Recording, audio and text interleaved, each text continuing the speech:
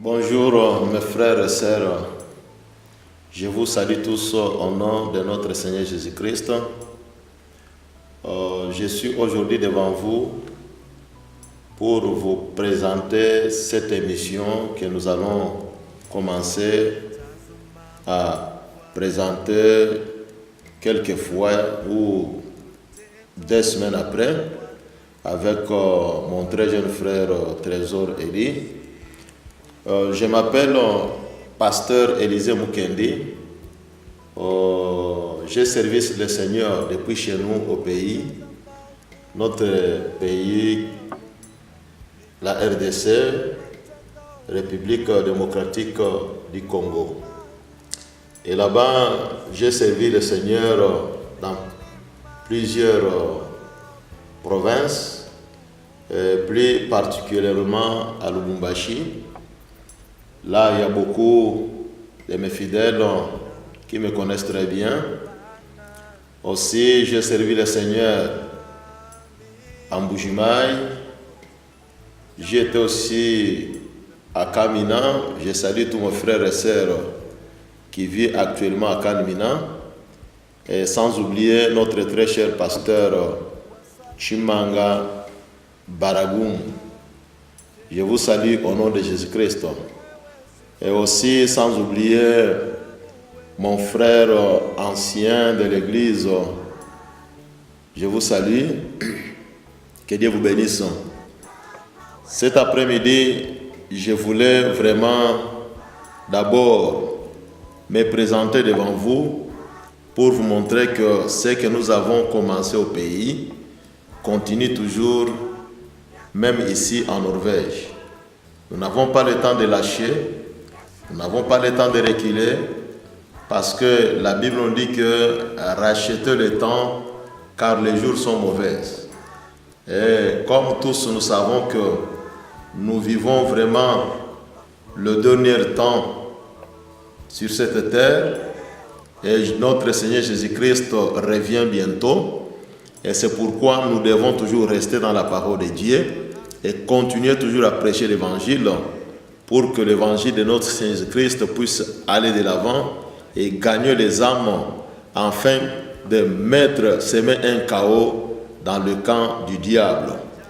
Avant de continuer, je salue aussi mes frères et sœurs qui vivent actuellement en Zambie, là où j'étais de passage avant de venir ici. Plus précisément à Lusaka, l'église de Lusaka, je vous salue au nom de Jésus-Christ. Nous sommes ici en Norvège dans cette paroisse de Ebenezer qui est dans la commune de Sarpsborg. Nous continuons avec l'œuvre de Dieu. Je vous donne d'abord notre programme. Chaque dimanche, nous avons culte de 13h à 15h30. Et chaque vendredi, nous avons aussi la prière d'intercession qui commence de 17h à 18h30. Et aussi, nous avons aussi quelquefois des veillées de prière que nous organisons et surtout notre grand veillée de prière de chaque 31 décembre que nous avons instauré ici depuis notre arrivée ici en Norvège. Et pour ceux qui ne comprennent pas la langue française, je vais parler encore un peu en Swahili. Namisalimia nyinyi wote mjina mfalme wetu Yesu Kristo.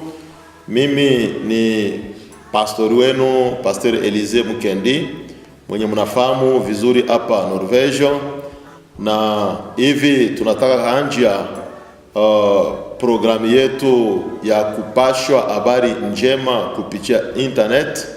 Na ni huku tutakuwa natumika hii kazi pamoja na ndugu yangu mpendo Mkristo mwenye mnafahamu vizuri kabisa Trésor Eli, na ni yeye mwenye atakuwa anatusaidia kwa hii kazi kama vile cameraman. Na namijulisha kwamba mimi niko pastori na nilianza kazi ya Mungu haiko sasa, kumekuwa miaka mingi kabisa.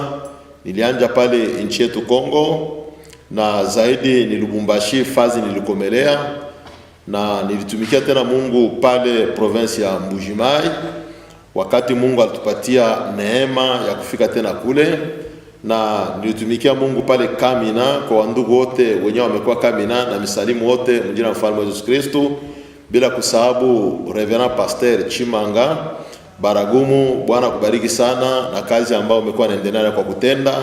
Bwana kubariki kabisa na endelea paka vile. Na ndugu mzee Marcelo na kusalimu mjina mfalme Yesu Kristo pale Lubumbashi, wote wakubwa wa kanisa, wazee, vijana na misalimu wote mjina mfalme Yesu Kristo. Na tena naenda pale Lusaka mu inchi ya Zambia, inye tulitumika tena pale miaka mingi kabisa na nyinyi pamoja.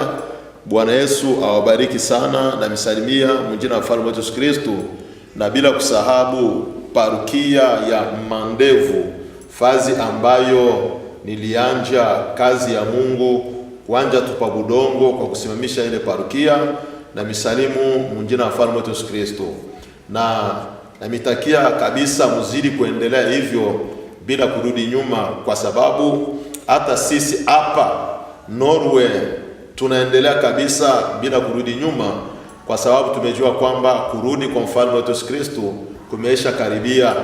Hatuna na muda kuponda, inabidi kabisa tusimame kwa imani na tumutumikie kabisa kwa kupata kwa kunyang'anya wana wa Mungu ambayo wengali mu mikono ya shetani, kusudi tupate kuriti ufalme wa mbingu wengi kabisa. Na nile kazi Bwana Yesu alitupatia kwa kumtumikia. Na nimpatia programu yetu ya hapa Norvège.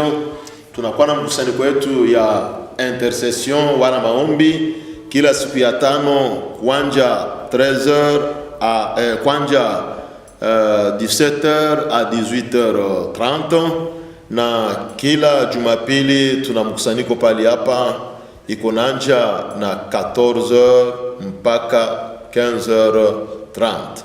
Ni hivyo programu yetu inye tumekuwa nayo pali hapa Norvège, ndani ya hii parukia yetu ya Ebenezer.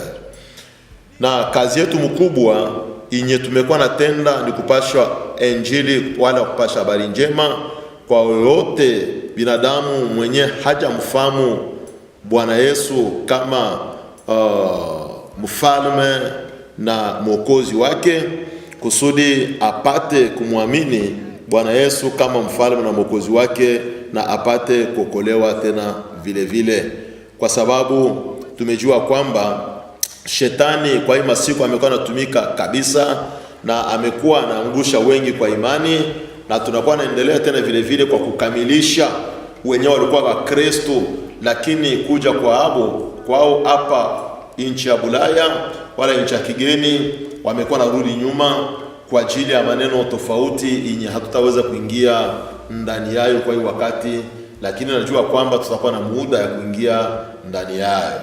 Na ni kule tunapenda kumijulisha kwamba tunakuwa nakamilisha wale wa Kristo kusudi wapate kusimama kabisa ndani ya imani bila kurudi nyuma, kwa sababu kuja kwa Bwana Yesu kumekuwa karibu kabisa. Mwisho ya kila kitu hapa dunia imeisha karibia. Na tukaona kama vile maandiko yamesema ndani ya kitabu ya Mathayo sura yake ya 24 imetuambia kwa ajili ya maalama ya siku ya mwisho. Na hii maalama ya siku ya mwisho wewe na mimi tumeisha itazama, tumeisha igusa hata na mikono yetu, na tuko wenye deni kabisa wa kusimama ndani ya imani na kujikaza kabisa kwa maombi, kama vile maandiko yamesema kwamba le royaume des cieux appartient aux violents. Inastili tutumikishe ile violence kusudi tupate kuriti ile ufalme wa mbingu, kwa sababu distraction kwa hii wakati iko mingi kabisa. Imewaza kwa kazi yako yenyewe umekuwa nayo, imeweza kwa distraction kwa ajili ya uzima wa milele, imeweza kuwa maaktivite fulani ambayo umekuwa nayo inyemeza kwa distraction. Na tunajua sisi ambao tumeishi hapa nchi ya kigeni ya kwamba distraction iko mingi kabisa ndani ya hii nchi, na njoo kwa maana tuko natumika kabisa kusudi tukamilishe wa ndugu wenye walikuwa waaminifu lakini wamekuwa narudi nyuma, wamekuwa naelekea, lakini tunakuwa natumika kwa ajili ya kuwakamilisha kusudi wasimame kabisa ndani ya imani na wazidi kusonga mbele, kwa sababu Bwana Yesu eko tayari na kuonekana.